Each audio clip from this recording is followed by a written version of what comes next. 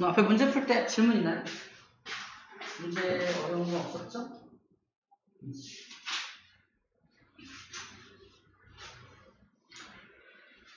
자, 먼저 생물 다양성. 우리 지금 배우고 있는 게 생물 다양성인데, 생물 다양성은 중요하다, 안 중요하다? 중요하다. 두 가지 이유로 중요한데, 첫 번째는 생물 자체가 세대를 거듭하기 위해서 생물 다양성이 중요하다는 것. 즉, 다시 말해서 생태계 평형, 생태계가 유지되는 데 있어서 되게 중요하다는 말을 한 거고, 두 번째로는 인간 위주로 생각했을 때 인간에게 자원으로서의 가치가 있기 때문에 생물 다양성은 풍부할수록 좋아. 뭐 이런 얘기 했던 거예요. 그만큼 생물 다양성은 중요하다. 근데 그 생물 다양성이 어떻게 되고 있다? 파괴되고 감소되고 있다는 겁니다. 이 세 번째 내용이야. 감소의 원인. 그 생물 다양성은 왜 감소되고 있을까? 그렇게 중요하다, 우리한테 필요하다고 외쳤던 그 사람들, 그 인간들, 그죠? 그 인간들이 가장 문제가 되겠죠. 인간의 활동이 가장 큽니다. 자, 이 체크되고 있는 서식지 파괴, 단편화, 불법 포획, 남획, 외래종 유입, 환경 오염 네 가지가 제시되어 있는데 다 사람이 하는 거예요. 맞죠? 사람이 하는 겁니다. 물론 자연재해도 있겠지만 자연재해의 비중보다는 지금 소개하고 있는 서식지 파괴, 단편화, 불법 포획, 남획, 외래종 유입, 환경 오염 이런 것들이 왜 이런 것들이 생물 다양성을 감소시키는지에 대해서 먼저 알아보도록 하겠습니다.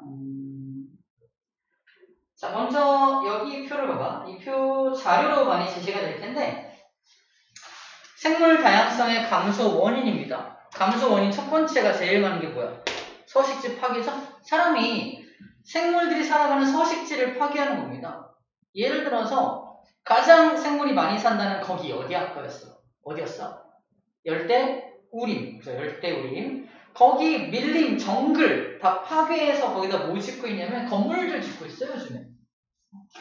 아마존 거기도 다 파괴해서 건물 짓고 있고 막 관광지 만들고 있고 그러고 있습니다. 지구의 허파라고 불린대요, 거기가. 아마존 지구의 허파, 숨쉬는 곳. 근데 거기를 파괴하고 있어요. 서식지를 그만큼 파괴하고 있다는 겁니다. 생물이 가장 많이 산다는 거기부터 파괴하고 있으니 문제가 심하죠. 우리나라도 좁은 땅덩어리 때문에 저쪽 서해 바다를 어떻게 하고 있어요? 자꾸 메우고 있죠. 그렇게 생겨난 곳이 가까운 송도죠.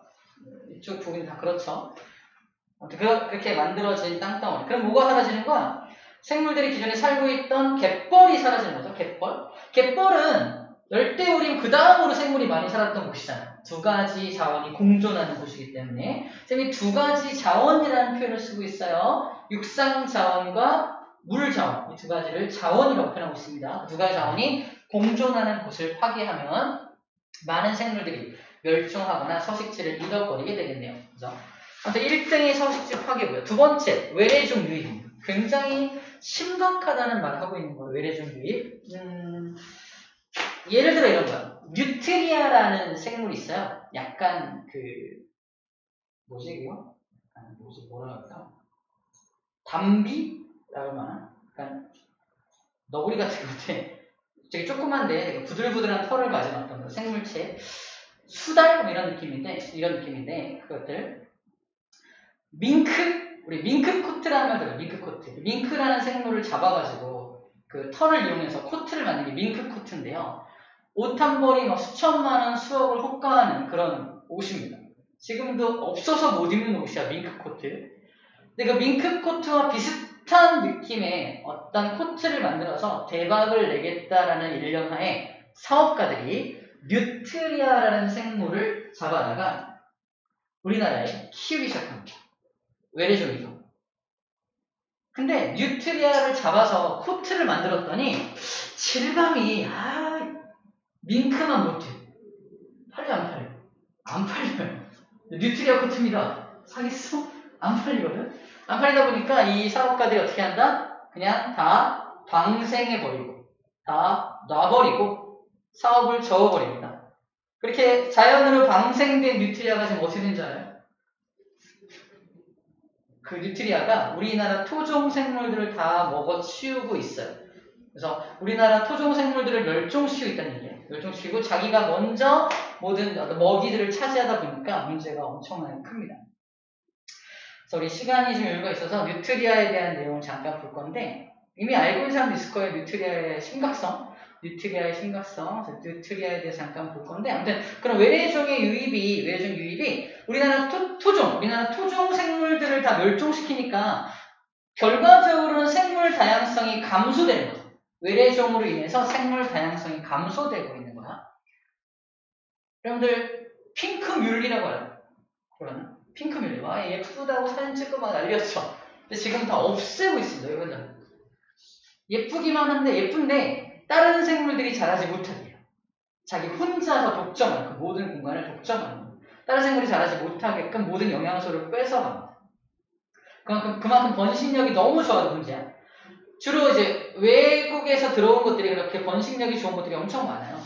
번식력이 좋다 보니까 다른 토착 생물들이 살지 못하게 만드는 거. 어쨌든 걔네들도 단일종, 그 핑크뮬리만 살아남고 다른 건 다 죽으니까 생물 다양성 측면에서는 감소되고 있는 거죠. 그래서 지금은 그 핑크뮬리도 자꾸 없애고 있는 추세입니다. 또 많이 들어봤던 것들은 황소개구리, 베스 들어봤죠? 베스라는 물고기. 식용으로 들여온 거긴 한데 엄청나게 번식력도 크고 먹성도 좋아가지고 토착 생물들이 살아가지 못하게 만드는 거예요. 그래서 황소개구리도 잡아서 막 없애기도 하고 베스 낚시도 그냥 허용하고 막 그런 게 있었는데 어쨌거나 외래종의 유입은 좋은 게 그다지 많지 않아요. 그래서 외래종을 유입할 때는 그럼 어떻게 해요? 무조건 안 된다? 시험 문제야? 무조건 안 된다? 그런 건 아니야. 우리나라에 왔을 때 어떤 영향을 끼칠 것인지를 미리 철저히 조사한 다음에 이제 적용을 하게 되는 거지. 그런 과정을 거쳐야 한다는 게 중요한 포인트가 됩니다. 무조건 안 된다는 아니에요. 그런 얘기들이 나올 거예요. 어쨌거나 외래종의 유입이 두 번째 생물 다양성 감소 원인으로 제시가 되고 있고요. 환경 오염, 이건 말해서 뭐였지? 우리나라뿐만 아니라 세계적으로 환경 오염 물질들, 우리나라 사람들이 이렇게 내뿜다 보니까 그런 것들에 인해서 생물 다양성이 감소가 됩니다. 남획은 뭐예요? 남획은 자, 구분해야 될 게 불법 포획이란 말이 있고 남획이란 말이 있는데 불법 포획은 불법으로 잡는 거야. 잡으면 안 되는 건데 불법으로 잡는 겁니다. 예를 들어서 천연기념물 같은 거 불법 포획하는 거예요. 잡으면 안 됩니다. 대머리 독수리, 반달 가슴곰 이런 거 있잖아요. 이런 것도 잡으면 안 되는데 잡으면 그걸 불법 포획했다고 말하고요. 남획은 뭐냐면 이 남자가 과도하게 많이 잡는 거야. 예를 들어서 얼마 전에 나왔던 건데 참치의 양이 점점 전 세계적으로 줄다 보니까 한 어선에서 잡아야 할 참치 양을 정해줬어. 근데 너무 많이 잡은 거지? 어떻게 한지 알아요? 이대로 갖고 들어오면은 벌금이 더 많대요. 그래서 다 버리고 들어. 이미 죽었는데 참치 다 죽었어. 얼어서 얼렸던 참치라 다 죽었거든. 근데 항구로 들어오기 전에 다 버려. 해수욕장으로 다 떠밀려 들어가 참치. 그게 뭐 한 거야? 남획한 거야. 너무 함부로 많이 잡은 거지. 남획한 거. 그래서 남획이라는 말 뜻은 함부로 너무 많이 잡은 걸 말하고요. 불법 포획은 잡으면 안 되는 걸 잡는 거. 이런 용어적인 차이들 구분해 줄 수 있어야 되겠습니다. 질병은 자기 스스로 죽는 거죠. 스스로 죽는 거니까 물론 환경 오염 때문에 죽기도 하고 있겠지만 어쨌든 질병에 의한 원인이 맨 마지막이네요. 즉 스스로 죽는 것보다 인간에 의해서 죽는 게 훨씬 더 많다라는 걸 표를 통해서 이야기하고 있는 겁니다. 자, 서식지 파괴에 대한 걸 좀 자세히 보도록 합시다. 자, 첫 번째 서식지 파괴 중에서 산림벌채. 나무 깎고 숲 없애는 거 너무 당연하게 서식지 파괴입니다. 그죠? 이건 너무 상식적인 내용인데 더 중요한 건 이거예요. 서식지 단편화입니다. 잘 봐. 이걸 잘 이해해야 되는데 서식지를 단편화시킨다는 말은 절단낸다. 즉 자르는 거야. 예를 들어서 여기 생물이 5마리가 살고 있어요. 그냥 예를 드는 거야. 근데 여기는 사람이 접근하지 못합니다. 사람이 못 들어가. 근데 엄청난 정글이라서 사람이 못 들어가. 사람이 들어가 여기 아무튼 살고 있는데 사람의 욕심으로 이 생물을 가까이서 보고 싶은 거지. 그래서 여기다가 아주 좁은 오솔길을 내요. 오솔길 정도 낸다고 해서 큰 문제 있을까? 근데 큰 문제가 생긴다는 말 하는 겁니다. 오솔길을 쭉 내요. 쭉 오솔길을 냅니다. 오솔길을 내면은 이 생물들의 특성이 뭐냐면 사람이 다니는 곳으로부터 수킬로미터 안에만 살 수 있는 생물. 되게 예민하고 민감해서 사람 소리가 들리거나 이렇게 사람이 근접해 있으면 살지 못합니다. 자, 여기 그림에서 이 커다란 짐승 보이죠? 쌤은 곰 같은데 잘 모르겠어요. 자, 확대해 볼게요. 처음 모습이야. 여기 바깥에가 사람이 다니는 곳입니다. 사람이 다니는 곳이고 사람이 다니는 곳과 근처에 사람 다니는 곳 근처에도 살 수 있는 토끼, 개구리 같은 생물들도 있어요. 하지만 이 안쪽에 사는 생물들은 사람이 있는 곳으로부터 훨씬 안쪽, 수킬로미터 안쪽에만 살 수 있는 예민한 동물들이란 말이야. 그래서 이렇게 여러 생물이 살고 있는데 사람이 인간의 욕심으로 뭐 했다? 여기다 길을 내. 이걸 서식지를 단편화시켰다고 해요. 요만큼, 아주 요만큼. 면적으로 따지면 되게 좁은 면적이야. 좁은 면적을 이렇게 잘랐어. 잘랐다고 해서 큰 문제 있을까? 했는데 봐봐. 뭐가 사라졌어? 저 곰이 사라졌죠. 곰이 멸종한 거야. 길 하나 냈는데. 왜 그럴까? 사람이 다니는 길로부터 수키로 떨어진 곳을 다시, 그러니까 여기도 사람이 다니다 보니까 여기도 이만큼은 그 생물이 못 사는 거야. 옮겨오면 이만큼의 면적이 얘네들이 살고 있던 면적이 아주 예민한 동물이 살고 있던 요만큼의 면적이 어떻게 됐어? 사라졌죠. 그러니까 그 예민한 동물들이 살 수 있는 서식 공간이 부족해진 겁니다. 서식지를 단편화시키므로 해서. 그래서 이 좁은 면적에 모두 살 수는 없으니까 덩치 큰 녀석들이 먼저 멸종을 해요. 멸종의 기준은 덩치 큰 것들, 되게 많이 먹어야 되는 것들이 먼저 멸종합니다. 작은 게 나중에 멸종해요. 그래서 우리 공룡이라던가 커다란 것들이 먼저 멸종했다고 말을 하는 것들이 있습니다. 어쨌거나 사람이 다니는 길을 작게 냈다고 했더니 많은 예민한 동물들이 멸종을 하고 또 여기 있는 생물들도 바깥에 있는 생물들도 많이 사라졌죠. 서식지를 간단하게 단편화한다고 해서 인간은 괜찮다고 생각하는데 동물의 입장에서 그렇지가 않다라는 말을 하고 있는 겁니다. 실제로 이걸 계산하기도 해요. 계산을 몇 킬로미터를 준 다음에 이 면적 계산해가지고 면적이 얼마나 핵심종이라고 해요. 핵심종이 살 수 있는 면적이 얼마나 줄었는지를 계산하는 문제가 나오기도 합니다. 문제를 풀다 보면은 저걸 인간이 다니는 길로부터 몇 킬로미터를 못 가니까 이 면적 구해서 하는 문제들도 등장하기도 하는데 중요한 거는 인간이 다니는 길로부터 아주 먼 곳에서만 살 수 있는 그런 핵심종들이 있다. 그것 때문에 서식지 단편화는 그다지 좋지가 않다. 절대 좋지가 않은 부분이야. 자, 인간의 노력. 이거를 어쩔 수 없이 해야 되는 경우도 있습니다. 예를 들어서 우리가 이런 거 있죠. 서울에서 저쪽 속초 강릉 갈 때 태백산 넘어야 돼요. 태백산 저기 넘어야 되잖아. 옛날에는 넘어갔습니다. 미시령 무슨령에서 넘어가서 이렇게 넘어갔어요. 너무 근데 힘든 거죠. 그래서 어쩔 수 없이라는 것도 인간의 기준인데 고속도로를 터널을 이용해서 뚫었죠. 뚫어가지고 되게 지금은 쉽게 가는 거예요. 그러다 보니까 산을 다 이렇게 헤쳐가지고 큰 길을 내고 너무 높은 산 같은 경우는 거기 터널을 뚫었죠. 그래서 이런 느낌이죠. 이렇게 길을 만들고 고속도로를 이렇게 만들고 터널로 가기도 하고. 중요한 건 고속도로를 만들어 보니까 여기 산과 여기 산 사이에 고속도로를 쭉 만들다 보니까 문제가 뭐가 생기냐면은 요 산과 A산과 B산이 나눠졌죠. 근데 원래 이 고속도로가 없을 때는 A산과 B산 사이로 생물들이 마구마구 자유롭게 돌아다니던 어떤 그런 곳이었단 말이야. 이렇게 길을 내다 보니까 어떻게 돼요? 생물이 다닐 수가 없죠. 그래도 굳이 가겠다고 발을 들어놓는 순간 어떻게 돼요? 들어봤어? 로드킬? 자동차에 치여 죽거나 그런 거 되게 많잖아.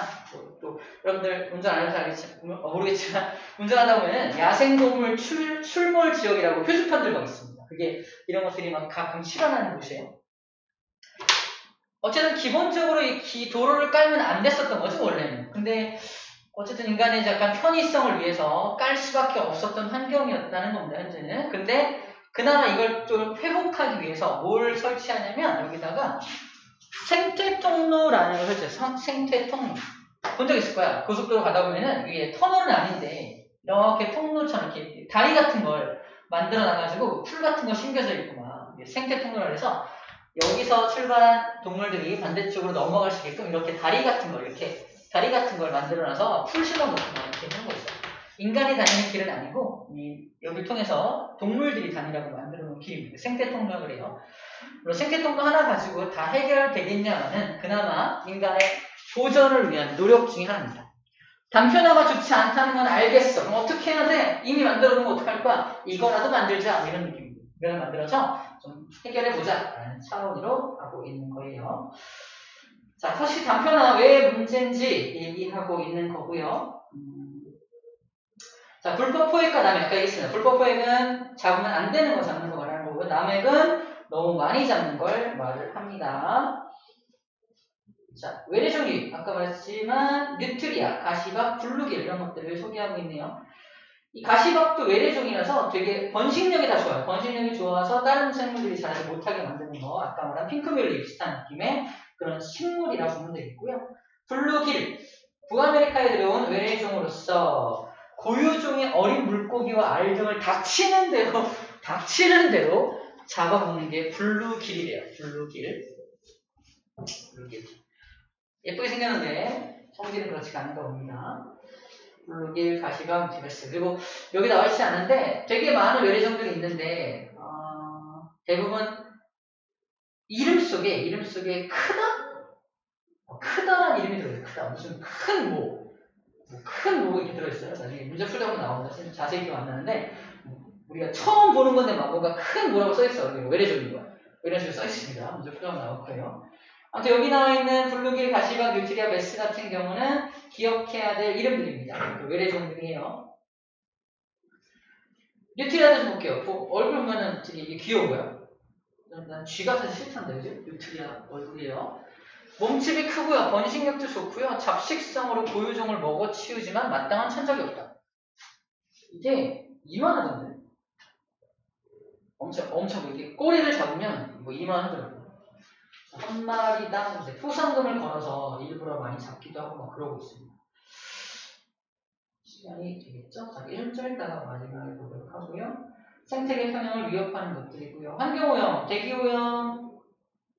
자, 이거는 좀 연관관계가 있으니까 환경오염 그러면 우리가 환경을 어떻게 오염시키냐. 환경오염 물질을 내뿜는 게 문제죠. 근데 물로 내뿜는 게 뭐 생활하수라든가 공장 폐수 이런 거 많이 들어갔던 거고, 자, 공기 중으로 내뿜었던 뭐 아황산가스나 뭐 이산화질소나 등등 여러 개 안 좋은 물질들을 뿌렸다 칩시다. 그것들이 생태계에 어떻게 영향을 미칩니까? 라고 했을 때 공기가 안 좋아지는 거 그것뿐만이 아니라 비가 내릴 때 그 물질들을 녹여서 비가 내리니까 산성비가 내요. 산성비가 바닥에 깔리면 바닥이 땅이 아무튼 산성화가 됩니다. 산성화된 땅에서 자란 어떤 식물들도 별로 잘 자라지 못하겠죠. 그래서 산성화된 그 땅들이 문제가 됩니다. 하천도 산성화시키고요. 호수도 산성화시킬 수 있고 토양도 산성화시킬 수가 있고요. 강이나 바다에 유입된 화학물질, 중금속 당연히 수중생물에게 피해를 줄 수가 있습니다. 자, 이렇게 인간이 나쁜 짓을 해서 엄청나게 망가뜨렸어요. 감소시켰어. 생물 다양성을 감소시키고 있습니다. 그러면 어떻게 앞으로 해야 되냐? 보전을 위한 노력을 해야 되는데 그 중에 하나가 아까 쌤이 멋지게 그림을 그렸던 이겁니다. 똑같죠? 내가 그렸던 그림과 똑같지 않나요? 생태통로입니다. 꽤 크게 그렸네요. 생태통로입니다. 이거 터널은 아니죠? 터널 아닌데 생태통로를 일부러 만들어준 거야. 이렇게 만들어서 동물들이 다닐 수 있는 길을 만들어준 겁니다. 이게 하나의 노력 중에 하나라는 거고요. 단편화를 해결하기 위한 노력이라고 볼 수가 있겠네요. 그래서 구분해야 될 거는 개인적 노력과 사회 국가적 노력과 국제적 노력으로 구분됩니다. 시험 문제 되게 헷갈리는 게 어떤 예시를 주고 이거는 개인적 노력이냐 사회적 노력이냐 국제적 노력이냐 물어봐요. 예를 들어서 에너지를 절약하고 자원을 재활용해야 합니다. 이거는 개인적 노력이 되겠죠. 두 번째, 생물 다양성에 관한 국제 협약을 준수해야 됩니다. 이거는 국제적인 노력이죠. 국제 협약이니까 이것도 알겠는데 제일 헷갈리는 게 사회적 국가적 노력이에요. 이거는 간단합니다. 우리가 할 수 없으면, 우리가 할 수 없고 국제자 안 붙어 있으면 그냥 사회적 국가적 노력이야. 멸종 위기종을 자생지에 방사하는 복원 사업을 하고 내가 멸종 위기종을 잡아다가 잘 키워가지고 다시 자기 원래 살던 데에 돌려보내는 일을 우리가 할 수 있어? 내가? 나 못하잖아. 그죠? 이건 사회적 국가적인 노력이라는 거예요. 그죠? 종자 은행을 통해서 생물의 유전자를 관리해야지. 내가 할 수 있는 건 아니죠. 그죠? 이것도 국가적인 노력이라고 봐야 됩니다. 생물 다양성 높은 지역은 국립공원으로 지정해야 돼. 그래서 관리해야 돼. 이것도 내가 할 수 있는 건 아니죠. 국가적인 노력이다. 이렇게 생태 통로 설치를 비롯해서 우리가 내가 할 수 없는 것들, 이것이 사회적 국가적 노력이라고 이제 분류해주면 될 것 같습니다. 그리고 국제적인 노력 중에서 체크해야 할 게 이겁니다. 람사르 협약. 이거 되게 많이 나온 협약인데 여러분은 처음 볼지 모르겠지만 정말 유명한 협약이에요. 람사르 협약. 이거는 키워드가 습지입니다. 습지 보존을 위한 협약이 뭐냐면 람사르가 툭 튀어나와요. 람사르 협약이 습지 보존 협약입니다. 습지. 그러니까 습지가 생물 다양성이 높은 지역 중에 하나잖아요. 습지를 보존하기 위한 협약이 람사르 협약입니다.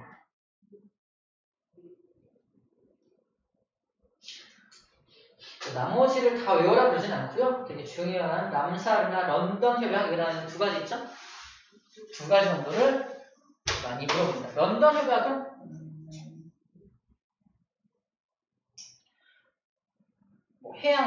해양오염 방지. 런던 협약은 해양오염 방지를 위한 협약이다.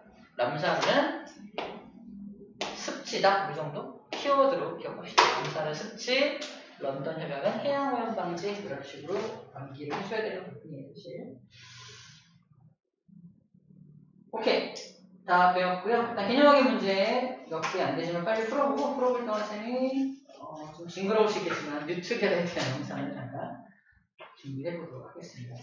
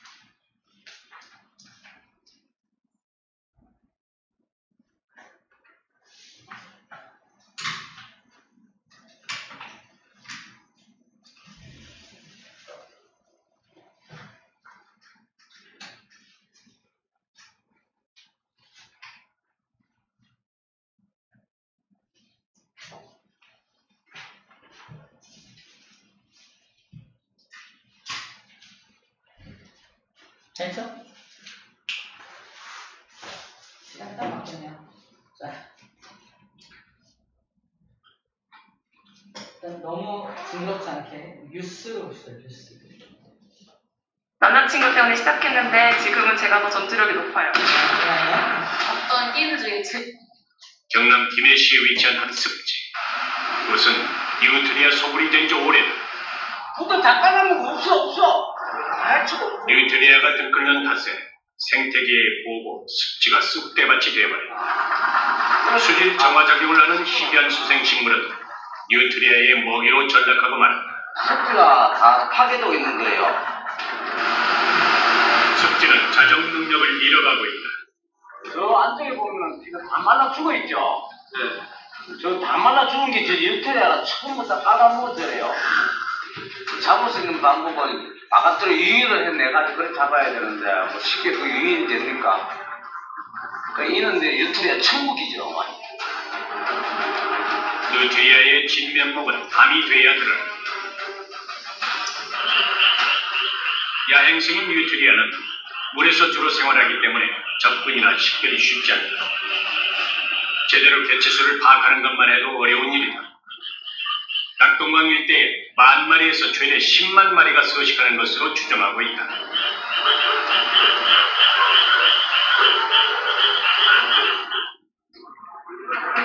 오전 9시 본격적인 소탕 작전이 시작됐다. 허리 위까지 올라오는 작업복은 필수. 단내가 나는 참외는 뉴트리아가 가장 좋아하는 먹이다. 먹잇감을 넣은 포획틀을 옮기는 작업자들. 하루에 많게는 50개에 달하는 포획틀을 설치한다. 어제 다 설치했는데. 어제 설치했는데. 생김새는 지구와 비슷하지만 그 크기는 수십 배에 달하는 외래종 뉴트지. 유태리아가 천세까지 물어 죽인 거 있다. 네? 유태리아가 철새도 물어 죽인다고 이렇게. 철새도 물어 죽이는 거 좁게 뜯으면 딱 알아요. 이게 논병아리인데 유태리아 피해를 입은 거예요. 동식물을 가리지 않는 잡식성 뉴트리아의 습격은 철새까지 위협하고 있다. 이 나쁜 말이 해문지 유태리아 아닙니까? 날카로운 이빨로 공격성을 드러내. 상당히 위험하죠? 울리면 손가락이 절단이 돼요. 혐오감을 주는 외모에 괴물 쥐라는 별명까지 붙었다. 뭐야, 사람한테 공격성을 띠고 있다. 이 뒷발에는 물갈퀴가 있어가지고, 이런 식으로 물갈퀴가 있어가지고, 물에서는 아주 활동을 잘합니다. 또 육지에 올라오면 동작이 느린데, 물에서는 물속으로도 잠수하기 때문에 상당히 잡기가 힘들어요. 남미가 고향인 뉴트리아는 85년 식용과 오피용으로 유럽에서 수입됐다. 그러나 찾는 사람이 거의 없자 방치됐고 결국 생태계 교란종으로 지정됐다. 간밤에 뉴트리아가 갉아먹은 흔적이다. 부산에 위치한 생태공원. 시민들의 발길이 끊이지 않는 이것도 예외가 아니다. 이번에는 포획틀 대신 뜰채가 등장한다.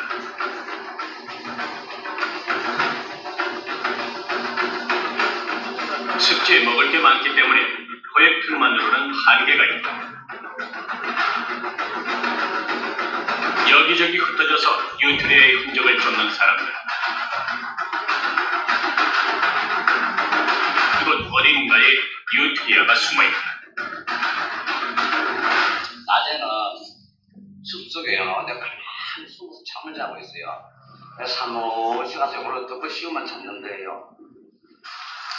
무성한 숲은 뉴트리아에겐 은신처다. 이리 와보세요. 이 흔적이 있으니까 요게 낮에는 이런 숲속에 들어앉아서 잠을 자고 있기 때문에 잠자는 흔적이에요. 정홍용 씨가 숨을 죽인 제 신호를 보냈다. 과연 뉴트리아를 본 것일까? 바로 눈앞에서 봐도 분간이 잘 가질 않는다. 그래서 낮에는 숨어서 잠을 잡니다. 여기 있죠? 숨어서 잠을 사람이 지나다니는 길목 옆에서 배연히 잠을 자고 있는 뉴트리오. 이내 날카로운 주황색 대문니를 드러낸다.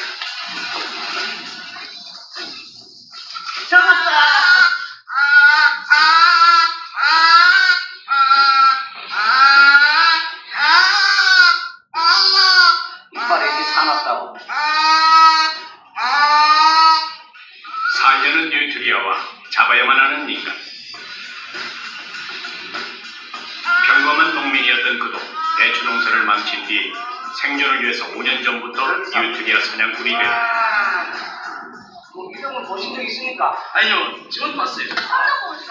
그때 크던데 이보다도 실제 버린 거 어때요? 와. 무섭다. 무슨 그래? 너무 무섭다, 예. 생전 처음 보는 모습에 초기에는 어떤 짐승인지 영문도 모르고 당했습니다. 들어가 덮치고. 하루 6시간, 때론 넘어지기도 하고 어떡해? 헛탕을 칠 때도 많고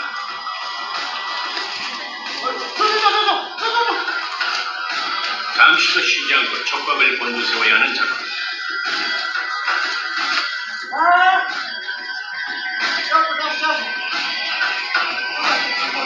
가장 난감한 일은 잡아도 끝이 보이지 않는다는 것이.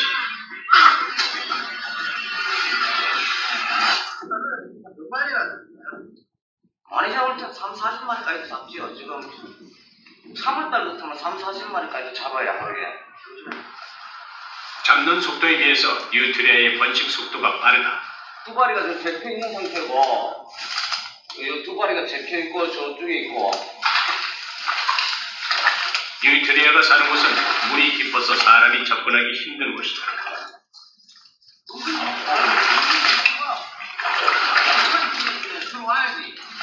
아, 이건 임신했어요. 다행히 뉴트리아가 덫에 걸려들었다. 뉴트리아는 가족 단위로 서식하기 때문에 함께 잡히는 경우가 많다.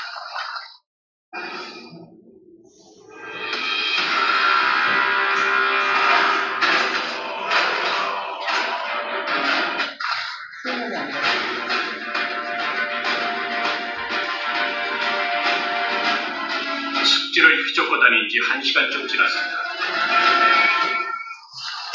움직임이 심상치 않다. 들어가! 버리지마!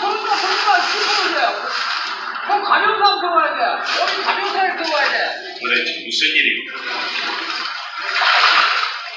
왜 그래요? 많이 빠져서. 아, 이게 들어보시면 알겠지만은. 가기가 쉽지가 않네요. 걸지를 못하겠다. 손을 써보기도 전에 발이 묶이기는 마찬가지. 못 나오겠다. 못 나간다고요? 결국 사람 대신 밧줄을 보낸다. 습지가 일터다 보니 늪에 빠지는 경우도 다반사다.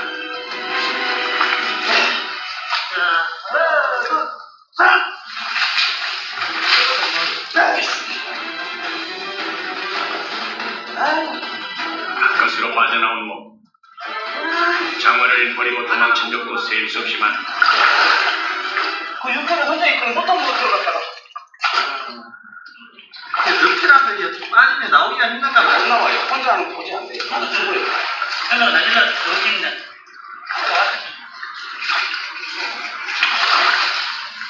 이제야 무거운 짐을 벗어던진 듯 긴 한숨을 쉰다. 그런데 TV 한번 출발해 주면 어때요? 다음은 제작진 차례다. 빠져 가만히 들어가자. 큰일이야 진짜. 야 쫓아봐.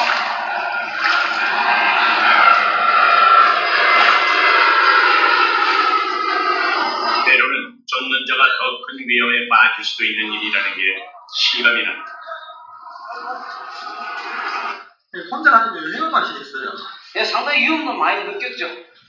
그건 거기도 많이 넣은 것 같아요. 위험한 법이도. 어떤 경우가 좀 있었어요? 빠져가지고 못 나왔죠. 겨울철에. 영하의 날씨에 동상이 걸리고 겨우 몸만 빠져나온 기억도 여러 차례다.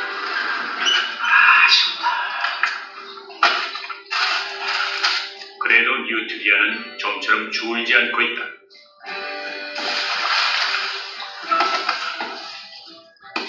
뉴트리아는 1년에 20마리 이상의 새끼를 낳을 정도로 번식력이 좋지만 인간 외에는 천적이 없다. 뉴트리아의 서식지는 점점 넓어지고 남쪽에서 점점 북상하고 있는 실정이다.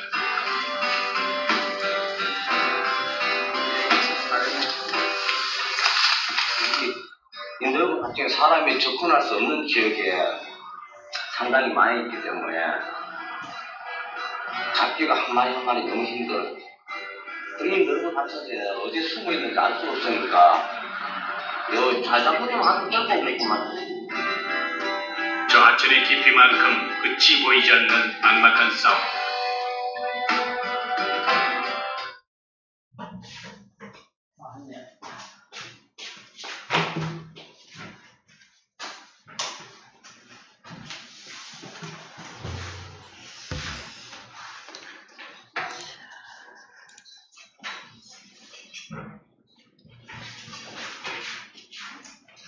오늘 내용은 상대적으로 좀 쉬운 내용이니까 일단은 정리 잘 하고 한 번만 더 강조할게요. 일단 배운 내용은 3일 이내에 복습합니다.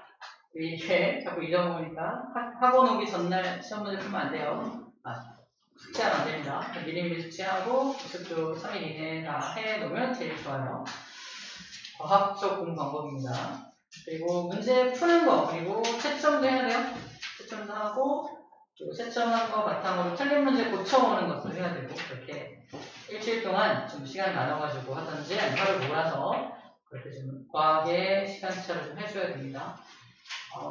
우리가 지금 하고 있는 건 기본 문제 풀이고, 우리는 어디까지 해야 되냐면, 이제 응용 문제, 더 나아가서는 수능형 문제까지 풀이를 해야 학교에서 등급이라는 걸, 제대로 된 등급을 받을 수가 있습니다. 경험해본 사람들은 알겠지만, 우리 이건 아주 기초적인 작업이니까, 기초 작업을 또 튼튼하게 해줘야, 그 다음 응용 문제들 풀어나갈 때 더 잘 해 나갈 수 있어요. 아시겠죠? 고생했고요. 오늘 수업은 여기서 마치겠습니다. 고맙습니다. 다음 주 여기서 할 거야. 여기서 할 거야. 수고했어. 수고하. 쌤, 오늘 배운 거. 오늘 하는 것까지 해야 돼. 여기 어디? 아니, 증거는 문제 아니야. 증거는 아직 안 내려야지. 여기까지.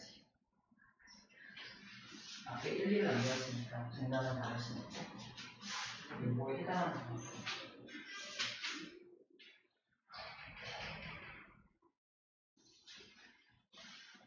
이제 들어가면 있잖아. 좋아. 좋아.